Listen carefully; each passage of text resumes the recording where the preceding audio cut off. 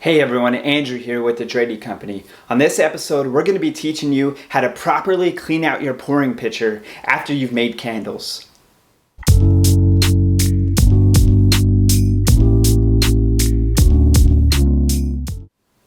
Have you ever been in a situation where you are making multiple fragrances at once? Or maybe you're wrapping up candle making for the day and you want to learn how to properly clean out your pouring pitcher? Well, that's what this episode is going to be about. So let's jump right into it. So what you're going to need for this is, of course, your pouring pitcher and then some rubbing alcohol. Also, you're going to need some paper towels. I like to use 3 paper towels. When you count the materials that you need for candle making, it reduces the amount of expenses that you have at the end of the day. So what I like to do, you're done with candle making for the day or you're ready to switch over to another fragrance to start pouring more candles. So what I like to do is I like to get the pouring pitcher. Keep in mind that it's hot, so you got to be careful here. Some people wear gloves. I don't. I just grab a paper towel, something like this. Got these paper towels from Uline.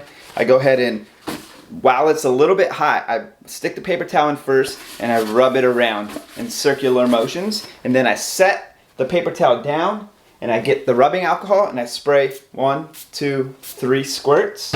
Grab 2 more paper towels and I go in and I just clean out the excess wax. Maybe do it one more time.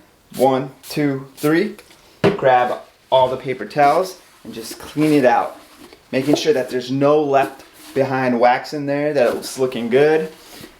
And there you have it. You're ready to start pouring candles with a new fragrance. One more thing that I wanted to add is keep in mind that the pouring pitcher might still be hot, and you don't want to put it back on the shelf or back in the cabinet while it's still hot, because it could potentially lead to a fire hazard or just damage some other dishes that are in your cabinet or on your shelf. Or maybe you have it next to fragrance oils and it's so hot that it's melting the plastic that it's in. So just keep in mind, maybe leave it on the counter for 4 or 5 minutes, let it cool down, and then put it away.